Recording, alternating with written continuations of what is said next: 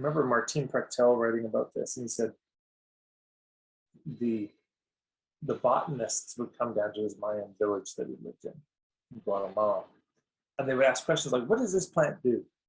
As a botanist, and he's like the understanding of plants was so impoverished that he's like, you had to take, and because they give like a 3-hour answer to that question, and the botanist is like, just tell me what it does. Jesus, like, it's good for headaches. Is what? But there, from his understanding, it was we had to build a palace of words to enthrone the question they should have asked in the first place. But like to even come to this, it's like, oh, you think a plant just does one thing. You think a plant is like a drug. Okay, to answer your question, we have to unpack your whole colonized understanding of plants. We have to do this whole thing.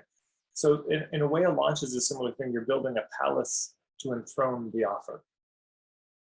Yeah, you're building a whole process so that when the offer comes, it has the proper context and people understand it, rather than just, here's this thing tossed out with no context at all.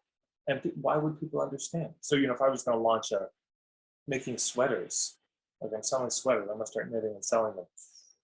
Oh man, what I'm saying? There'd be a whole video series of here are the sheep. Here's the whole process of how do we process the wool to even get it to a point. Here's my grandmother who taught me how to knit, or here's all my collection of books on knitting, and here's how long it takes to make a sweater, and here's a sped up version of me knitting this sweater, and this is sped up 10 times, and look how long it still took, or whatever. There's a lot of things you can be doing to help them appreciate what's coming. That's Mac Ross's line, is marketing is about establishing the value beyond the immediate apparent. So you're trying to set the stage for what's going to come. So when it comes, the people who are fit are gung-ho on signing up.